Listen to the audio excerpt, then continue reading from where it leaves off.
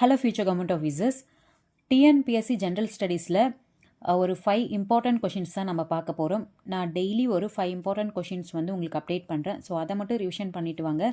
கண்டிப்பாக நிறைய பேர் எல்லாருமே வந்து மேக்ஸிமம் பார்த்தீங்கன்னா சமச்சீர் புக்கில் வந்து கிளியராக வந்து படிச்சிருப்பீங்க. ஸோ நான் சொல்கிற கொஷினும் நீங்கள் அப்படியே வந்து அப்டேட் பண்ணிட்டு வந்தீங்க அப்படின்னா உங்களுக்கு ரிவிஷனுக்கு வந்து ரொம்பவே ஹெல்ப்ஃபுல்லாக இருக்கும்.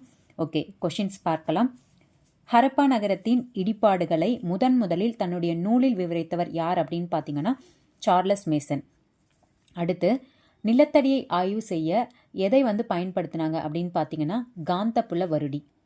நெக்ஸ்ட் கொஸ்டின், எஞ்சிய தொல்பொருள் புதையுண்டு இருக்கா இல்லையா என்பதை கண்டறியும் கருவியின் பெயர் என்ன அப்படின்னு பார்த்தீங்கன்னா ரேடார் கருவி. அடுத்த கொஸ்டின் பார்க்கலாம். செங்கற்களால் கட்டப்பட்ட தானிய களஞ்சியம் எந்த மாநிலத்தில் கண்டுபிடிக்கப்பட்டது அப்படின்னு பார்த்தீங்கன்னா ஹரியானா மாநிலம் ராகிகர்க் அப்படின்ற பிளேஸில் தான் வந்து செங்கற்களால் கட்டப்பட்ட தானிய களஞ்சியம் வந்து கண்டுபிடிச்சிருப்பாங்க. மொஹஞ்சதாரோ இன்னொரு மிக பெரும் பொது கட்டடம் கண்டுபிடிக்கப்பட்டது. அது என்ன அப்படின்னு பார்த்தீங்கன்னா கூட்டரங்கு. இந்த கூட்டரங்கு பார்த்தீங்கன்னா 20 தூண்கள் மற்றும் 4 வரிசைகளால் வந்து இந்த கட்டடம் வந்து அமைந்திருக்கு.